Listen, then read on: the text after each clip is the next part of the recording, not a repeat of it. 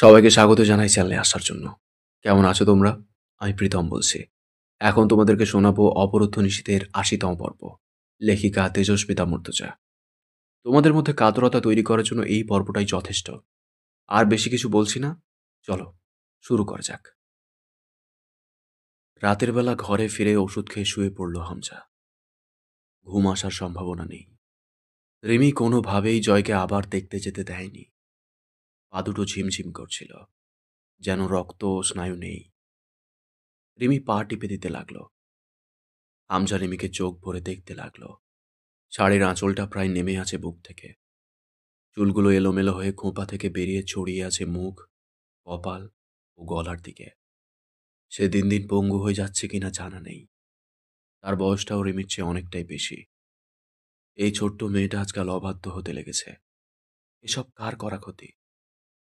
হামজার ভেতরের চাহিদায় অসুস্থতার চাপ পড়ল, কিন্তু তার চোখের দৃষ্টি ও দৃষ্টিতে ওঠা কথা রিমি বোঝে। হামজাকে দমাতেই নাকি জানা নেই। রিমি বলে উঠল, জয় ভাই আর দুদিনের মধ্যেই বাড়ি ফিরে আসবে। কোনো রকম উঠে দাঁড়াতে পারলেই তাকে বেঁধেও আর হাসপাতালে রাখা যাবে না। সেই ফাঁকে তাকে এদিকের দেখভালে রেখে আপনি যাবেন ট্রিটমেন্টের জন্য। নিজের ভালো পাগলও বোঝে। হামজা বড় বাধ্যের মতো মাথা নাড়ল। কিছুক্ষণ চুপচাপ নিষ্পলক রিমিকে দেখে জিজ্ঞেস করল, আরমিন কোথায়? বাড়িতে নেই কেন? রিমির শরীরটা ঝাঁকি খেল একটা। কিন্তু কি যে তার হলো, সে হুট করে বলে ফেলল, সেটা নিয়েই তো হয়রান আমি। সারাদিন ভাবছি সে কোথায় গেছে। আমরা যেদিন আপনার কাছে গেলাম, ওকে তো বাড়িতে রেখে গেছিলাম। হামজা একটু চুপ থেকে বলল, সে বাড়িতেই ছিল যখন তোমরা যাও। হামজার সামনে মিথ্যা বলা দুঃসাধ্য। রিমির গলা কাঁপছিল। তবু সে বলল, হ্যাঁ, আর কোথায় থাকবে? কিন্তু আমার মনে হয় আপনি তো এমনিতেও ও বাড়িতে যাবার অনুমতি দেন না। ফাঁকা পেয়ে ওখানেই গেছে। হামজা বিশ্বাস করেছে কিনা তা দেখার জন্য তাকাতেও সংকোচ হল রিমির। কিন্তু সে কোনোভাবেই বলবে না আরমিন কোথায়। সে হামজাকে দুর্ভাগ্যবশত ভালোবাসতে পারে, কিন্তু বিশ্বাস করে না। সারাটা দিন তার যে কলিজা পুড়ছে, সেটাও সেই পুরুষটাকে বুঝতে দেয়নি। সেই জ্বলনিতে এক পশলা ঠান্ডা পানির মতো সংবাদ, আরমিন গর্ভবতী। রিমি গোসলে গিয়ে পাগলের মতো কেঁদেছে। সে তার দুটো সন্তানের ভ্রূণকে নিজ হাতে হত্যা করেছে। আরমিন কেন সামলে রেখেছে তাহলে? সন্দেহ তো রিমির আগেই হয়েছিল। সেদিনও রান্নাঘরে এই কথাটা বড় ধূর্ততার সাথে এড়িয়ে গেছে আরমিন। রিমি আরমিনের মতো চালাক হলে সেদিনই ধরে ফেলত। কিন্তু জেনে শুনে আরমিন জয় আমিরের সন্তান গর্ভে ধারণ করছে কেন? কি উদ্দেশ্যে? সকালটা হামজার চরম ব্যস্ত কাটল। অসুস্থতা পাত্তাই পেল না। সে সকাল সকাল দল নিয়ে পুলিশ ফাঁড়ি, ক্লাব ও পার্টি অফিস ঘুরল। এই কদিনের সব তথ্য পকেটে পড়ল। আরমিনের বাপের বাড়ি থেকে খোঁজ এলো, সেখানে আরমিন নেই। রেমি বলতেও পারছিল না এত খোঁজ করছেন কেন। বাড়ির বউ নিখোঁজ, খোঁজ তো করতেই হবে। হামজা হেসে জিজ্ঞেস করল, তুমি যখন ঢাকার উদ্দেশ্যে বেরোলে, তখন আরমিন সত্যিই বাড়িতে ছিল? কেন জিজ্ঞেস করছেন বারবার একই কথা? রেমির দুই গালে পরম আবেশে দুই হাত রেখে ঠান্ডা গলায় বলল হামজা, রিমি, আমার আর জয়ের মাঝে যেই আসুক, যাই আসুক, তাকে আমার তোপে ছাই হতে হবে। মুরসালিন বড় ঘরে থেকে আমার অনেক ক্ষতিই করেছে। তার মধ্যে সবচেয়ে ভয়াবহ ক্ষতি, জয়কে ভুলভাল অনেক কিছু বুঝিয়েছে। জয়ের আমার প্রতি দ্বিধাভরা আচরণের কারণ ছিল সে। আমি কিভাবে সহ্য করেছি কয়টা দিন, আন্দাজ করতে পারো? আমার আন্দাজ সঠিক হলে সে জয়কে এটাও বলে দিয়েছে আমি জিন্নাকে মেরে ফেলেছি। রিমি আঁতকে উঠল। এই জিন্নার খোঁজে বছরের পর বছর পাগল হয়ে ছুটতে দেখেছে সে জয়কে।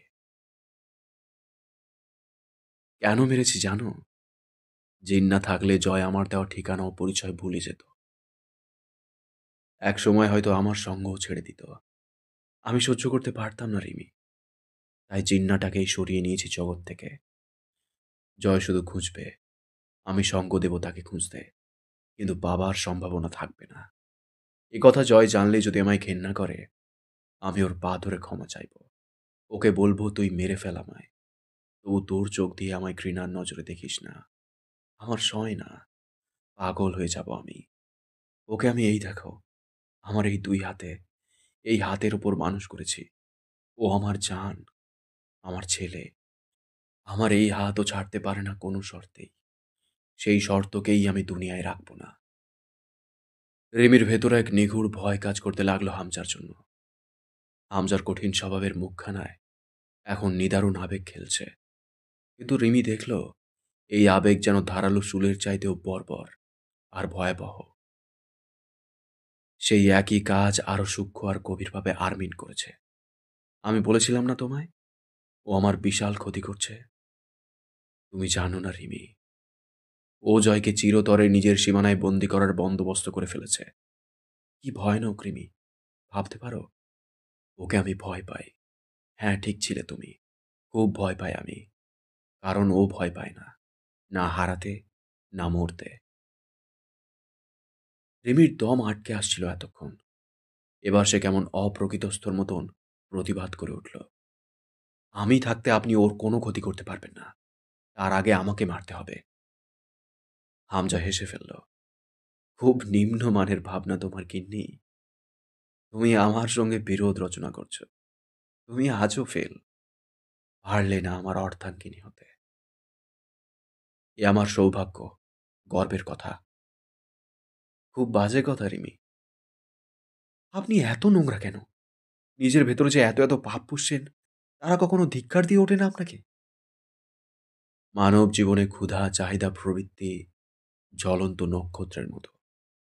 নক্ষত্র বেশি সক্রিয় হলে তা মারা যায়। আর নক্ষত্রের মৃত্যু মানে বোঝো তো রিমি, কাল গহ্বরের সৃষ্টি, যা এতটাই অসীম যে তার ভেতর আলোকরশ্মি প্রবেশ করলে তাও আর মুক্তি পায় না, বিলীন হয়ে যায়। তাতে তুমি কত কি দেবে? কত ক্ষমতা, কত ঐশ্বর্য, কত শক্তি, সব তলিয়ে যাবে অসীম বিবরে। আমি সেরকম এক মৃত নক্ষত্র। ন্যায় নীতিও সব তলিয়ে যায় আমার গর্ভে। পুস্তকগত জ্ঞানে আমি মানুষের সংখ্যা জানি। সেই হিসেবে আমি মানুষ নই রিমি। আমি হলাম ধাঙর। আমি এতটাই ক্ষুধার্ত যে দুনিয়ার সমস্ত আবর্জনা সহ পাপ পুণ্যকেও গ্রাস করে বসে আছি। মেনে নাও, সুখে থাকবে। এটা সুখ নয়, নরকবাস। নারী কোথায় সুখী তা আমার জানা নেই, তাই বলতে পারছি না। তবে এটা যদি নরকবাস হয়, হলো। তবু আমার সঙ্গ ছাড়ার সুযোগ নেই তোমার কাছে। তুমি আমার অর্ধাঙ্গিনী রিমি। রিমির চোখ দুটো লাল হয়ে ছলছল করতে লাগলো। হামজা বলল, আরমিন কি আমির নিবাসে রিমি? রিমি জবাব দেয় না, কেবল চোখেই ভস্য করে দিতে চাইল যেন। আমার বিরোধিতা করো না রিমি। আমি বিরোধীকে জিইয়ে রাখি না। আজ তোমার আচরণে যদি একবারের জন্য আমার মনে হয় তুমি আমার কাছে বাঁধা হতে চাও, আমি তোমাকে মেরে ফেলব। কেননা এবার আমি যা করব তা আমার অস্তিত্বের প্রশ্ন। রিমি তবু ঠিক হামজার পথ আটকে দাঁড়িয়ে বলল, এতদিন যা করেছেন আমি কোনোদিন সরাসরি বাধা দিতে পারিনি আপনাকে। কিন্তু আজ এমন হবে না যে আমি এখানে বসে থাকবো চুপচাপ, আপনি ওদিকে যা নয় তাই করবেন। হামজা খুব সাবলীলভাবে রিমিকে সরাতে চাইল, কিন্তু সে অবাক হয়ে গেল। রিমি পাথরের মতো দাঁড়িয়ে। আজ সব সীমা, সম্মান, মনুষ্যত্বের ঊর্ধ্বে চলে গেছেন আপনি। আমাকেও যেতে দিন। হামজার চোখ দুটো জ্বলে উঠল যেন। রিমি এরকম হামজার সম্মুখীন হলো প্রথমবার। সত্যিই হামজা রিমির চুল দুটো মুঠো করে চেপে ধরে কোনো এক বিড়াল ছানার মতো ছুঁড়ে ফেলল মেঝের ওপর রিমিকে। মরমর করে উঠল রিমির হাড়গুলো। কপাল ও থুতনি ফাটল। তবু রিমি উঠে এসে হামজাকে কষে এক ধাক্কা মারে। হামজা টাল সামলে রিমির গলা চেপে ধরে ছেঁচড়ে রুমের ভেতরে নিয়ে গিয়ে ধপাস করে ফেলে দিল বিছানার ওপর। প্রায় বুকে চড়ে গলাটা চেপে ধরে রাখল কতক্ষণ। রিমির চোখে রক্ত উঠে এলো। তখন ছেড়ে দিয়ে বলল, তুই নিজে আমার সন্তানরে খুন করে ওই খানকিমাগির বাচ্চা নিয়ে পুণ্যবতীর পরিচয় দিতে চাচ্ছিস? তোর কথা অনুযায়ী আমার মতো পাপীর সন্তান থাকতে নেই। তো জয় কি ফেরেশতা রে? আমার আর জয়ের পথ এখনো অনেক লম্বা। তোদের মতো দুই চারিশখানেক বেইমানি মাগি খুন হতে পারে যদি বাধা হয়ে দাঁড়ায়। জয়ের জীবনে আমি কোনো পিছুটান রাখবো না। তুই তা বদলাতে পারবি না। তুলি এসে হামজাকে ধাক্কা মেরে সরালো। পাগল হয়ে গেছিস তুই? মানুষ মারতে মারতে হাত এত লম্বা হয়ে গেছে, ঘরে যে আদর্শের মুখোশ পরে থাকতি সেটাও খসে গেছে। সরে যা জানোয়ার। হামজা বেরিয়ে গেল। কাস্তে কাস্তে দম আটকে এলো রিমির। তবু সে কাকতি করে ওঠে তুলির কাছে। আবু, ওকে থামান, ও আজ সর্বনাশ করতে যাচ্ছে। হামজা তুলিকে টেনে বের করে দিয়ে রিমিকে বিছানার উপর ফেলে রেখে বাইরে থেকে দরজা বন্ধ করে রেখে বেরোলো। বলে গেল এ বাড়ির সীমানা একটা পাখিও যেন না পেরোতে পারে। জয় আমির গুলিবিদ্ধ হবার শেষ রাত থেকে হাসপাতালের বাইরে মোতায়েন ছিল আইন শৃঙ্খলা বাহিনী। সেদিন দুপুরের পরপরই রউফ কায়সারের পক্ষ থেকে জয়ের কেবিনের সামনে জড়ো হয়ে পড়ল। ওয়ান্টেড ক্রিমিনাল জয় আমির আইনের নজরদারিতে বন্দী হয়ে পড়ল। আইনের পক্ষ থেকে তার জন্য এখন কেবল জীবন বাঁচিয়ে নেওয়ার মতো চিকিৎসা গ্রহণের অনুমতি রয়েছে। সামান্য সুস্থ হলেই কারাগারে স্থানান্তর করা হবে, এরপর আদালত। হাসপাতালে যাবার পর হামজা অবাক হলো পুলিশদের আগ্রাসী ভূমিকা দেখে। সে সকালে উপর মহলে কথা বলে এসেছে, লাখ কয়েক টাকা প্রাথমিক পর্যায়ে গুনে ছড়িয়ে দিয়ে এসেছে। দুজনের আউটডোর ভিসা রিনিউ হচ্ছে ওদিকে। এর মধ্যে এত দুঃসাহস দেখানোর কারণ কি? থানা পুলিশ হামজাকে দেখে একটু নড়ে চড়ে উঠল বটে, একটু গাইগুই করল। কেউ বা বলল, পুলিশ ফাঁড়ি থেকে ভেগে এসে ঠিক করেনি জয় আমির, নয়তো আমরা সামান্য কনসিডার করতে পারতাম না হামজা সাহেব। এখন আর সেই জায়গা নেই। তাহলে কি এমপিও তাই চেয়েছিল, যে যদি তার প্রচেষ্টায় জয় আমিরের কই মাছের জান নাও বেরোয়, তো ভয়ানক এক মামলায় তাকে দীর্ঘভাবে ফাঁসতে তো হবেই। জয় হামজাকে দেখে কেবল তাকিয়ে রইল। তার ভেতরে অতিরিক্ত প্রশ্ন জমে সে বোবা হয়ে গেছে যেন। এখনও রিজার্ভ ব্যাগের খানিকটা রক্ত খুব ধীরে শরীরে যাচ্ছে তার। সাডেটিভের প্রভাবে চোখ বুজে এলো। হামজা হাত ধরে বসে রইল। দুপুর পেরিয়ে গেল। তখন দুপুরের ইঞ্জেকশন দেবার পর জয় আবার ঘুমিয়েছে। হামজার ওঠার সময় হলো। সে জয়ের মাথায় হাত নেড়ে উঠে এলো। জয়ের দিকে একবার করে তাকালেই সে টের পাচ্ছে আর্মিনের কাছে যাওয়া তার জন্য ফরজ হয়ে গেছে। তার এখন আরও অনেক ধ্বংস তাণ্ডব চালানোর ছিল, কিন্তু তাই এই প্রতিকূল পরিস্থিতিতে বোকামি হবে। দিন তো ফুরিয়ে গেল না। এখন আপাতত কোনো রকম জয়কে বর্তমানের বিষাক্ত পিছু টানটুকু ছাড়িয়ে দেশের বাইরে পা রাখতে পারলেই ব্যাস। রাত হলো হামজার আমির নিবাসে পৌঁছাতে। অনেক দিন পর এলো এখানে, বহুদিন পর। তার বুকে একটা ব্যথা কাজ করে এই বাড়ির কথা খেয়ালে এলেও। হুমায়রা ফুপুর মুখখানা আবছাভাবে মনে পড়লে হামজার মন চায় আর একবার মৃত্যুর খেলা খেলতে। আজও মনে পড়ল শীর্ণদেহী লম্বাটে হামজা চাল সবজি পকেটে হুমায়রের দেওয়া কটা টাকা নিয়ে আমির নিবাসের ফটক পেরিয়ে বেরোচ্ছে। দারোয়ান পিঠ চাপড়ে বলছে, ফুবুডারে ভালো পাইয়া চুইসা খাইতেছো মিয়া, বড় লোক দেইখা বিয়া দেওয়ার এই তো ফায়দা। হামজার যে কি লজ্জা করত, ইচ্ছে করতো দাফন হয়ে যেতে। তবু সে মাথাটা নত করে বেরিয়ে যেত। শাহানা বসে আছে, রান্না হবে সে বাজারগুলো নিয়ে গেলে। আজ হামজার বাড়িতে বাজার আসে ভ্যান করে। সেই বাজার টেনে দোতলায় তুলতে দুজন লোক হাঁপিয়ে ওঠে। কিন্তু হুমায়রা ফুফু আর নেই ঋণ ফিরিয়ে নেবার জন্য, অথবা সমাজের বিশিষ্ট মানুষ হয়ে ওঠা হামজাকে দেখার জন্য। সদর দরজায় ধাক্কাধাক্কি করে ভেঙে ফেলার জোগাড় হলো। তবু ভেতর থেকে দরজা খুলল না আরবিন। গালি দিল হামজা, শেয়ানা মাগি। হামজা কথা না বলে দরজা খুলবে না। আর হামজার কণ্ঠ শুনলে তো মোটেই না। যে চালাক চিংড়ি। জঙ্গলের পার্শ্বে পিছন দিকের আধভাঙা জানলা দরজা পাওয়া গেল। এত বছর পড়ে আছে বাড়ি। চোর ও নেশাখোরদের কাছে ভূতের কোনো কদর নেই। এ বাড়ির দামি সরঞ্জামগুলো খুলে নিয়ে বিক্রির চেষ্টা থেকে জয়নাল আমিরের ভূতও ঠেকাতে পারেনি তাদেরকে। তা হামজার কাজে লাগলো। বাংলা ঘরের পেছনের লোহার দরজা খুলে নিয়ে গিয়ে কে কোথায় বিক্রি করে খেয়েছে। সামনে কাঠের দুয়ারও ঘুণে ধরা। কয়েকজন জোয়ানের আঘাতে তা ভেঙে পথ তৈরি হলো। সেদিক দিয়ে ঢুকলেই উঠান, তারপর বড় বারান্দা পেরোলেই অন্দরমহল। খুব সহজে সে এসে অন্তুর পেছনে হলরুমের মাঝখানে দাঁড়ালো। অন্তু তখন ভীত সন্ত্রস্ত চোখে দরজায় কান বাঁধিয়ে বসা। আর শব্দ আসছে না আরবিন। লোকগুলো বোধহয় চলে গেছে। জানে তুমি সতর্ক মেয়ে লোক, ভুলবে না কখনোই। অন্তুর শরীরটা থরথর করে কেঁপে উঠল। হামজা মদের বোতলে চুমুক দিতে দিতে টলতে টলতে এসে দাঁড়ালো অন্তুর খুব কাছে। ভয়ঙ্কর দৃশ্য। অন্তুকে পরখ করে দেখে হামজা চোখ বুজে হাসল। সপ্তাহখানেক আগে দেখেও বোঝার একরত্তি উপায় ছিল না সে গর্ভবতী।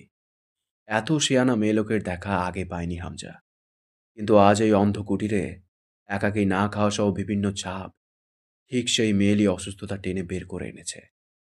তবু সুন্দরী, যদিও হামজার কোনো আগ্রহ নেই অন্তুর মেয়েলি শরীরে। জয় আজ অন্তুকে দেখলে এক মুহূর্তে ধরে ফেলত তার বীর্য তার ঘরবালির শরীরে বাড়ন্ত। হামজা অন্তুর কাজ ঘেঁষে বসে পড়ল, হা করে শ্বাস ফেলল কয়েকটা। দুজন বিরোধিতার চূড়ান্ত ঘোষণা জানল যেন পাশাপাশি বসে। উৎকট গন্ধ হলরুম জুড়ে। শব্দ করে মদের বোতল খুলে একটি ছোট্ট শিশি থেকে কি একটা তরল ঢালল তাতে হামজা। ঝাঁঝালো গন্ধ সেই তরলের। অন্তু জানে না ওটা ফরমালডিহাইড লিকুইড। অ্যালকোহলের সাথে মিশলে ফরমালিন জাতীয় বিষ তৈরি হয়। এই অবস্থায় তা অন্তুর জন্য মরণসম ও ভ্রূণের জন্য অবধারিত মরণ। হামজা অন্তুর মুখের খুব কাছে মুখ নিয়ে ঘাড় কাত করে বলল, তুমি আমার এত ক্ষতি কেন করলে আরমিন? অন্তু শক্ত করে ঢোক গিলে দীর্ঘশ্বাস ফেলে। এটা উপযুক্ত সময় নয় জবাব দেবার। শান্তভাবে মোকাবেলা করার চেষ্টা করা উচিত। তুমি আমার জয়কে ঠিক কিভাবে ধ্বংস করতে চাও? আর কত ক্ষতি করে থামবে? অন্তু হেসেই ফেলল। জয় আমিরের ক্ষতি? সেটা চাইলেও কেউ আপনার চেয়ে বেশি করতে পারবে? সম্ভব? আমি আমি ক্ষতি করব জয়ের? আর করার জায়গা নেই। সে ইতিমধ্যে আপনার সহচর্যে পুরোপুরি ধ্বংসপ্রাপ্ত। হামজা অন্তুর মুখের ওপর শ্বাস ফেলে অবাক হবার মতো বলল, আজও এই পরিস্থিতিতেও আজও এই পরিস্থিতিতেও তুমি এভাবে কথা বলবে আমার সঙ্গে? অন্তু জবাব দেওয়ার প্রয়োজন মনে করল না। হামজা খুব সুন্দর করে হাসল। আমাকে ধ্বংস করা তোমার স্বপ্ন। তোমার স্বপ্ন দেখার অধিকার তো আমি কেড়ে নিতে পারি না। কিন্তু এছাড়াও আরো অনেক কিছুই রয়েছে যা আমি কেড়ে নিতে পারি, যা তোমার মতো চলনাময়ী কুচক্রী সর্পিনীর কাছ থেকে তার বিষ দাঁত ভেঙে নেবে। আর নেই কিছু আমার। গলা আরো শ্লথ করল হামজা। অন্তুর মুখে দৃষ্টি চালিয়ে বলল, হুম, এই ছলনা জয়ের ওপর খাটে। আমি তোমার কাছে তেমন কিছু পাইনি যা আমাকে আচ্ছন্ন করে তুলবে।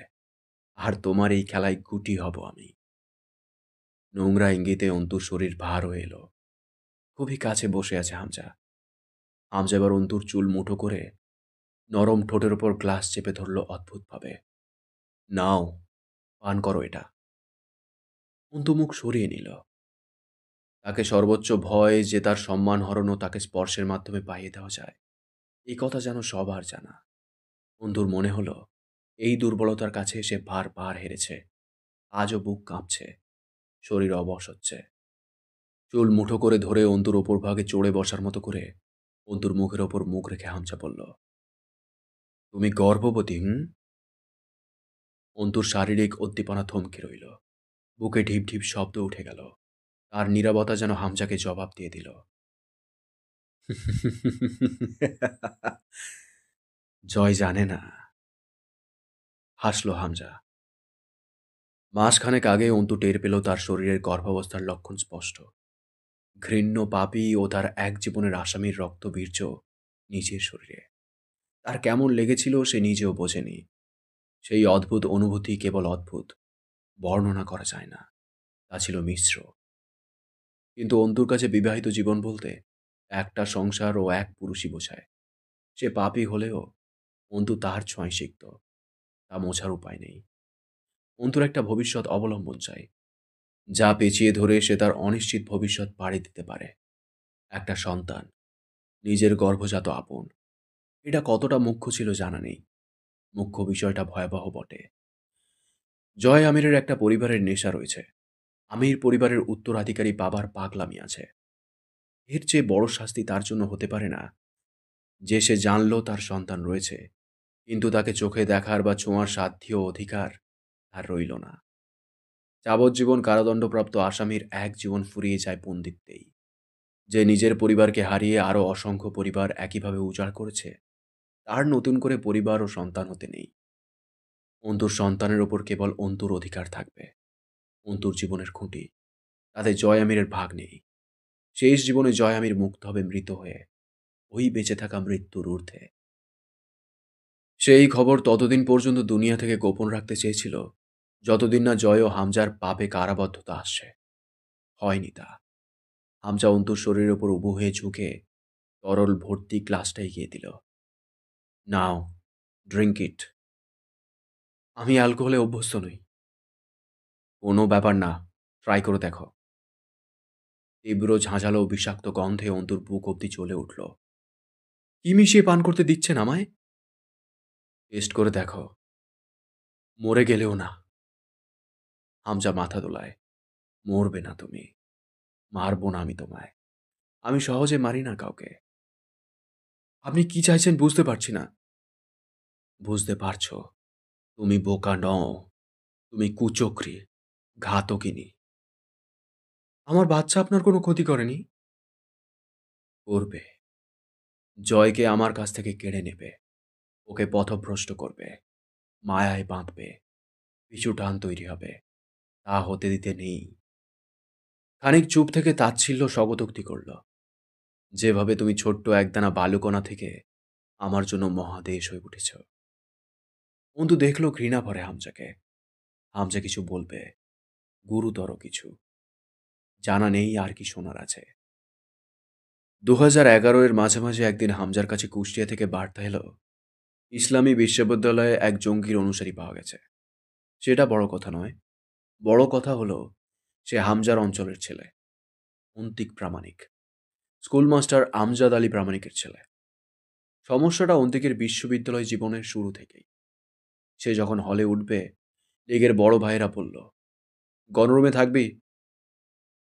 কিন্তু গণরুমে থাকার একটা সুবিধা হলো, বড় ভাইয়েরা যখন তখন মিছিল সহ রাজনৈতিক কর্মে যোগদান, দলে নাম দেওয়া, মদ পান, আড্ডা, নারীবাজি, চাঁদাবাজি ইত্যাদি ডাক দেন।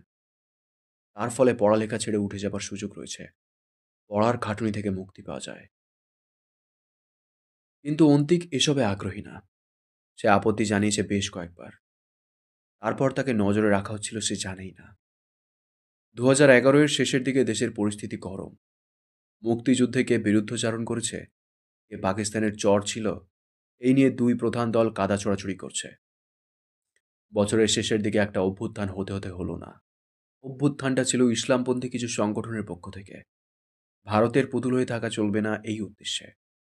কিছু গ্রেপ্তার চলার পর তা থামল। এর মাঝে অন্তিক একজন মোটামুটি পর্যায়ের সভ্য পুরুষ। সে ইসলামী অনুষদের দাওয়া বিভাগে অনার্স করছিল। সর্বনাশের মূল অংশ এখান থেকেই এলো বোধ হয়। দাওয়াহেক ইসলামী অনুশাসনমূলক রাজনৈতিক ক্রিয়া হিসেবে বিবেচনা করা হয়ে থাকে। পরে অন্তিক আসন পেয়েছিল বঙ্গবন্ধু হলে। একদিন রাতে সে পড়ছে, হঠাৎই তার ডাক পড়ল। সে বের হতেই একদল তাড়া করল তাকে। তাদের হাতে চাপাতি, ছুরি, স্টিক।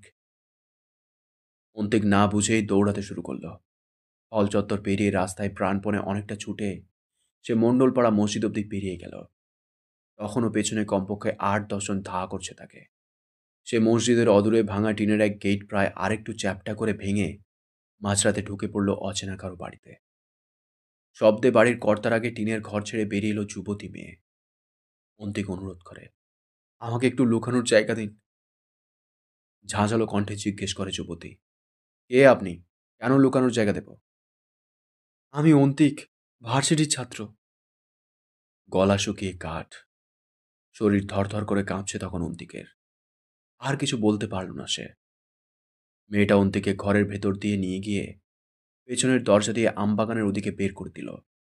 বলল, ওই ঝোপের ওদিকে যদ্দূর পারেন পালান।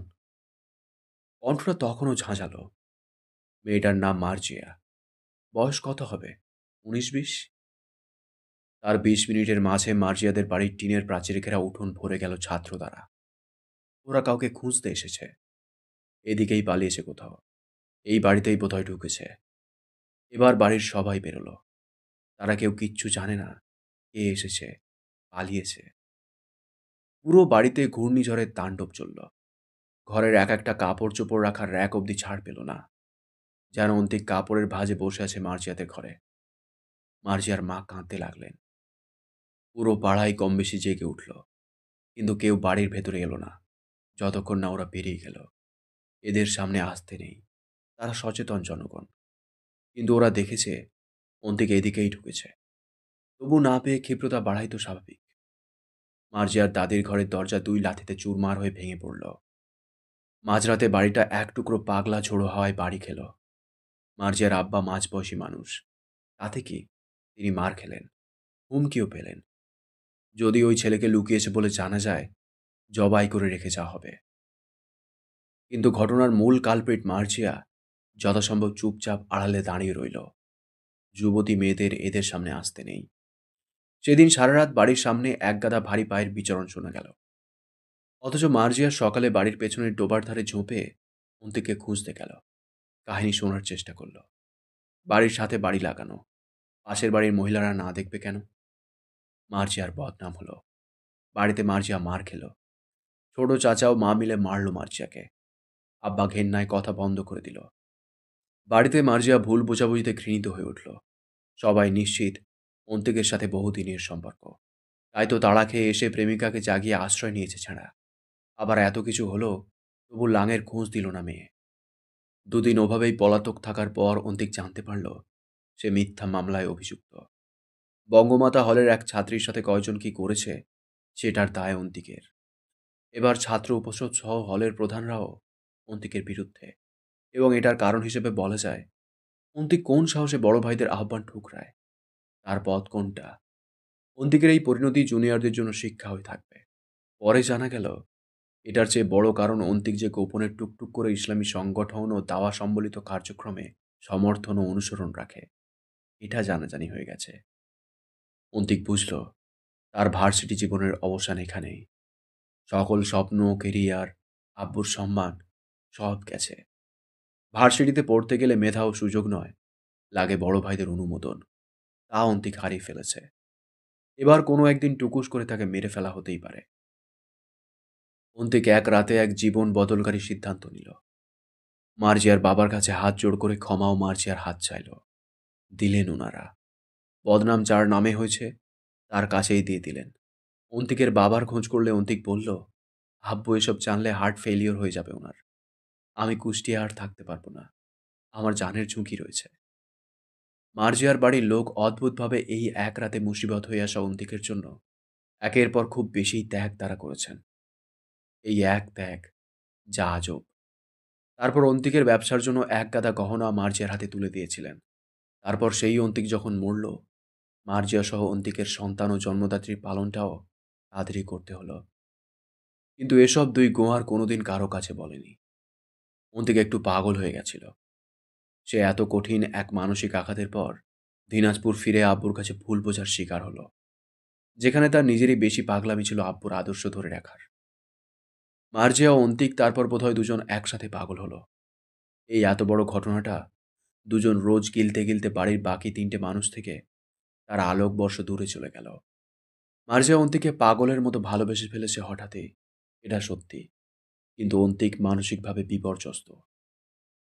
কিন্তু সে কখনো জানেনি কুষ্টিয়া থেকে ফিরে এসে নজরমুক্ত হয়নি। হামজার লোক তার অবস্থা বহুদিন ধরে পর্যবেক্ষণ ও জানাশোনায় রেখে লোক মারফতে তাকে নিয়ে ফেলল পলাশের ডেরায়।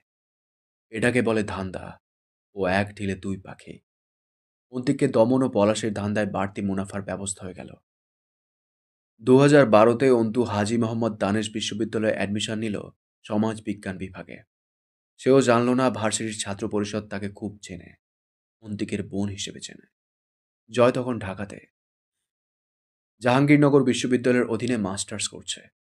সে ফিরল 2 বছর কাটিয়ে 2014-তে, হামজার নির্বাচনের আগ দিয়ে। এছাড়া তখন মুমতাহিনাকে অপহরণ করা হয়েছে। মুরসালিন হাতের মুঠোয় আসবে আসবে ভাব। সেরকম একদিন অন্তিকের বোনের সামনে হাজির হবার শখ জাগল জয়ের। সে কখনো দেখেছিল না, কিন্তু সে দেখল অন্তিকের বোন অন্তিকের মতো মনোবল খুব সহজে হারায় না। সিগারেটের সাথে সাথে সিগারেটের সাথে সাথে গোটা জয়কেই পায়ে পিষে চলে যাবার দুর্বার সাহস জয়কে খুব ডিস্টার্ব করে তুলল। এরপর মুমতাহিনীকে নিয়ে কৌতূহল বশে সে গভীর হাঁটাহাঁটি শুরু করল। পরাগও এক প্রকার দুর্বল হলো মেয়েটার জন্য। কথা ছিল অন্তুর মতো একটা সামান্য মেয়েকে দমাতে এক রাত ক্লাব অথবা কোনো হলের রুমে একটু খাতির করলেই ব্যাস। কিন্তু এর মাঝে জয় একটা অঘটন ঘটালো। সেটা ভালোই, কমের ওপর দিয়ে বেইজ্জত ঠিকঠাকই হয়েছিল অন্তুর। কিন্তু শেষক্ষণে সেই অন্তুটা যে বাড়ির বউ হয়ে যাবে, এটা সব ঘেঁটে দিল।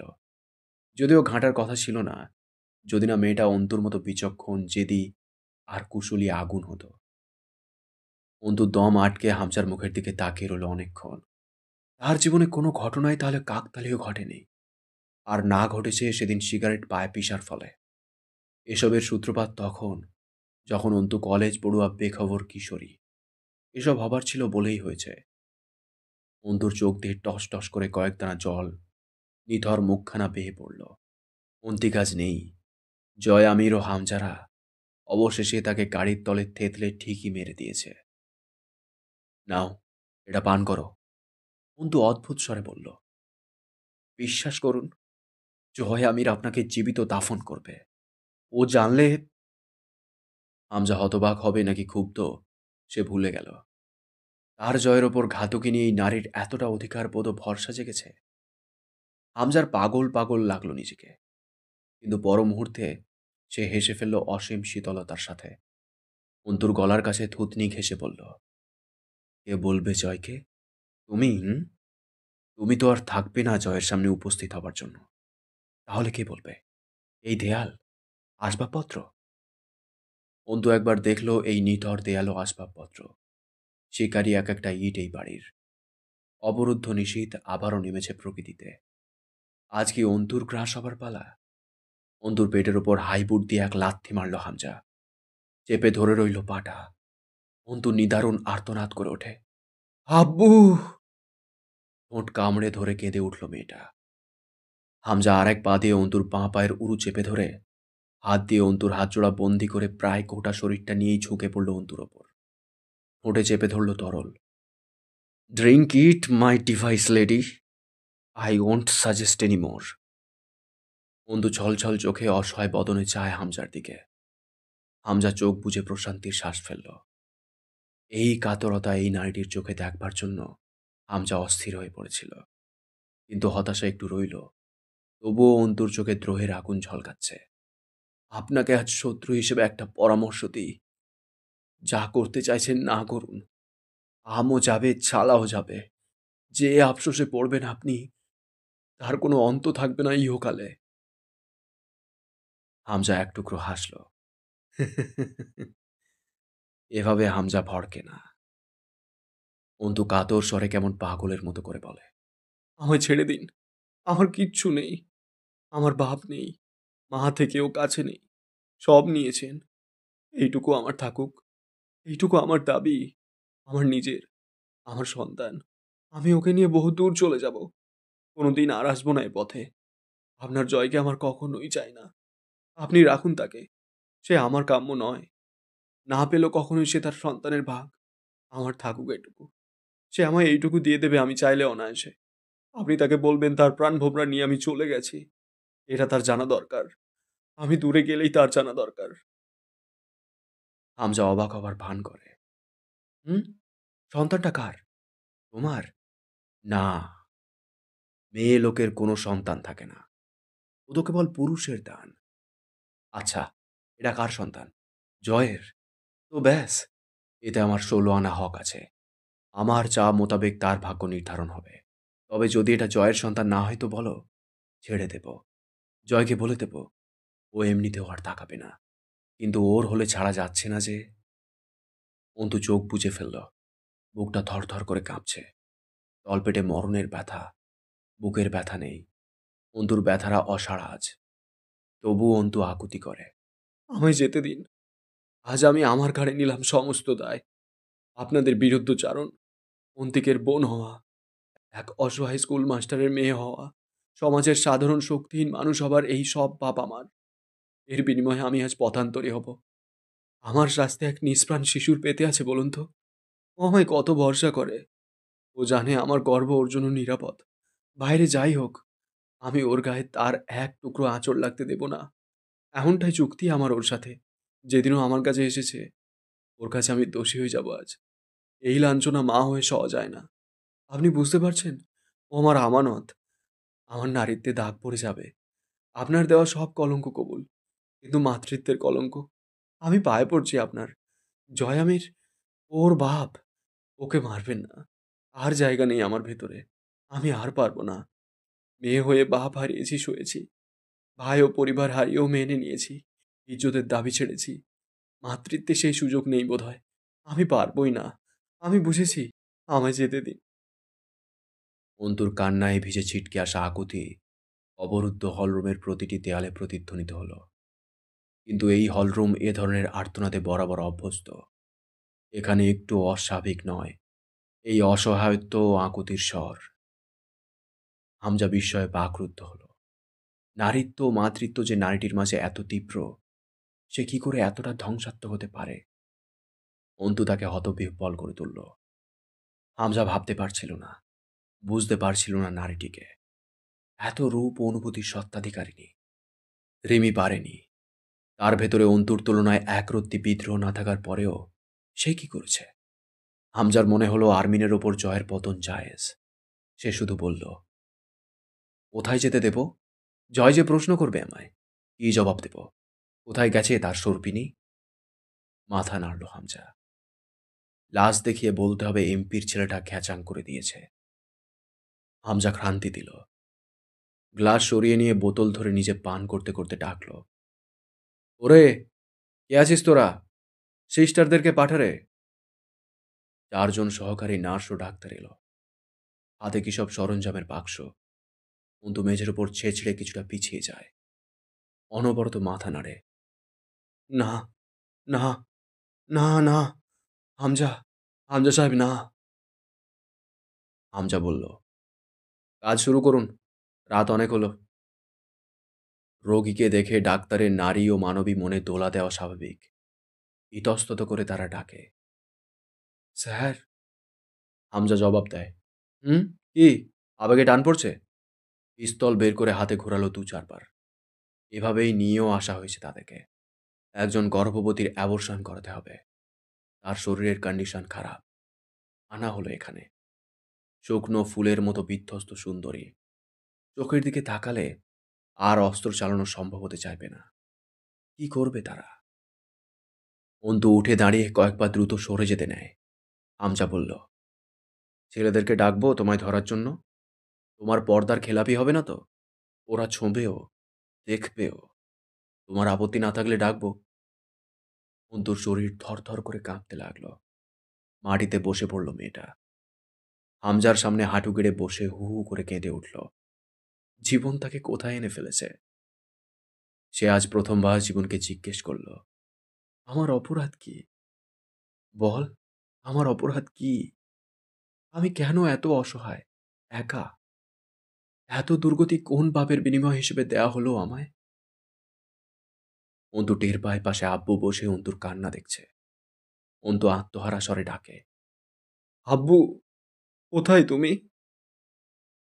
সামনে রেখে কেউ এই প্রশ্ন করে অন্তু? আজ আমায় রক্ষা করতে পারো আব্বু? না অন্তু, সেদিনই পারিনি যেদিন তোকে এই জীবন দিয়েছি আমি। আজ কেন আশা করছিস বোকার মতো? চট করে অন্তুর বিচক্ষণ মস্তিষ্কে হিসেব খেলে যায়। আব্বু কি সেদিন চলতি পথে অতটা সময় অন্তিকের সাথে কাটিয়ে এই ঘটনাগুলো শুনেছিল? সেজন্যই কি জেনে বুঝে চুপচাপ অন্তুকে বিয়ে দিয়ে আত্মসমর্পণ করেছে? নয়তো কেন সেদিন কোনো প্রশ্নের জবাব না দিয়ে মানুষটা কেবল অন্তুকে মেনে নিতে বলছিলেন? কেন সেদিন বলেছিলেন অন্তুকে তিনি মেরে ফেললেন, আর তারপর ব্রেন স্ট্রোক? এসব কতটা চাপে হয়েছিল? অন্তু দেখে আব্বু আর নেই। সে ছটফটিয়ে ওঠে। হামজা হলরুমের কেন্দ্রীয় আসনটিতে বসেছে পায়ে পা তুলে। অন্তুর চোখের সামনে জয় আমির ভেসে ওঠে। কোথায় সেই লোক? তার সন্তানকে রক্ষা করার কর্তব্য নেই তার? আসবে না সে? অন্তুর জন্য না, নিজের সন্তানের জন্য আসা দরকার তার। অন্তু এদিক সেদিক তাকায়। কোথাও নেই জয় আমির। কোথাও কেউ নেই অন্তুর। সে এতিম। সে একেলা। অন্তুর 4 হাত পা বাঁধা হলো মোটা নাইলনের দড়ি দিয়ে। আজ আকাশে চাঁদ নেই। অমাবস্যার নিশীথ। আমির নিবাসের অভিশপ্ত অপরুদ্ধতা। হামজার নির্দেশ সম্পূর্ণ চেতন অবস্থায় অস্ত্রোপচারের মাধ্যমে গর্ভপাত হবে আরমিনের। যদি অসহনীয় ব্যথা ও রক্তপাতে এখানেই মরে যায় তো গেল, নয়তো মানুষ মারা কঠিন ঘটনা নয়। অন্তুর গর্ভাবস্থা 3 মাসের। সুতরাং তার স্যাকসন অ্যাসপিরেশন করা হলো। সহকারী 3 জন ও যে নারী ডাক্তারটি এসেছেন, ওনারা অবধি কেঁপে উঠলেন। একবার তাদের মনে হলো হামজার গুলিতে মরে যাওয়াই ভালো, তবু এমন নৃশংস ধরনের পাপ ও পাগলামি তারা করতে পারে না। অন্তুর দেহের নিম্নাংশ যখন অনাবৃত করা হচ্ছিল, হামজা একসময় চোখ ফিরিয়ে নিল। সে শুদ্ধ পুরুষ নয়, কিন্তু তার মোটেই আগ্রহ নেই এই নারীটির শরীরের ওপর। সে সুন্দরী হলেও কেবল ঘৃণ্য। চাইলে সে আজ অনেক কিছুই করতে পারত, কিন্তু রুচি নেই, অথবা কিসের এক দ্বিধা ও আড়ষ্টতা। ভাইয়ের স্ত্রী যে। প্রকৃতিতে মাঝরাত, চারদিকে পাথরের প্রাচীর, তার মাঝে দাঁড়ানো আমির নিবাসের অন্তঃপুরতে অভিশাপ রচিত হলো সে রাতে।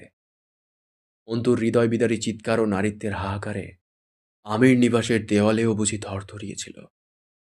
অন্তুর জনিদার ফুঁড়ে ধাতব ডায়লেটর প্রবেশ করল গর্ভাশয় অব্দি। আমির নিবাসের শেষ ভ্রূণপিণ্ডটুকু গর্ভথলি থেকে অপসারিত হল। 15 মিনিটের ব্যবধানে অন্তুর শরীর ও মেঝের রক্তে স্নাত হল। অন্তু লুটিয়ে পড়ল অন্ধকারের কোলে। রক্তপিণ্ডের মতো দেখতে রক্তে ভেজা একদোলা ভ্রূণ পড়ে রইল মেঝের ওপর। জয় আমিরের রক্ত ও বীর্য শরীর থেকে বয়ে যাবার পর অন্তুর শরীরটা হালকা হয়ে এল। কোথাও একটুও ব্যথা নেই, মায়া নেই, শুধু কলকল ধ্বনি তুলে অন্তুর নারীত্ব রক্তের সাথে বয়ে যাচ্ছে নিম্ন দেশ বেয়ে। তা একটু একটু গড়িয়ে গিয়ে হামজার পায়ের তলায়ও তো ঠেকল। হামজার বুকটা মুচড়ে ওঠে। জয়ের রক্ত মিশে আছে এতে। হামজা রক্ত তুলে হাতে মাখে। লাল টকটকে গরম তরল, একটু গন্ধ। হামজার ভেতরে ঘৃণার উদ্রেক হলো। এটা জয়ের রক্ত নয়, এটা নোংরা নারীটির বদ দেহরস। তাহলে এতক্ষণ শুনলে অবরুদ্ধ নিষেধের ৮০তম পর্ব। আমি বুঝতে পারছি একটু অস্বাভাবিকই লাগছে তোমাদের, তবে কেমন লেগেছে অবশ্যই কমেন্ট করে জানিও। আর যারা যারা সাবস্ক্রাইব করনি এখন চ্যানেলটাকে, please, I need your support, I badly need your support. পরবর্তী পর্বগুলো খুব শীঘ্রই আনার চেষ্টা করছি। তো ততক্ষণ সুস্থ থাকো, ভালো থাকো। Thank you.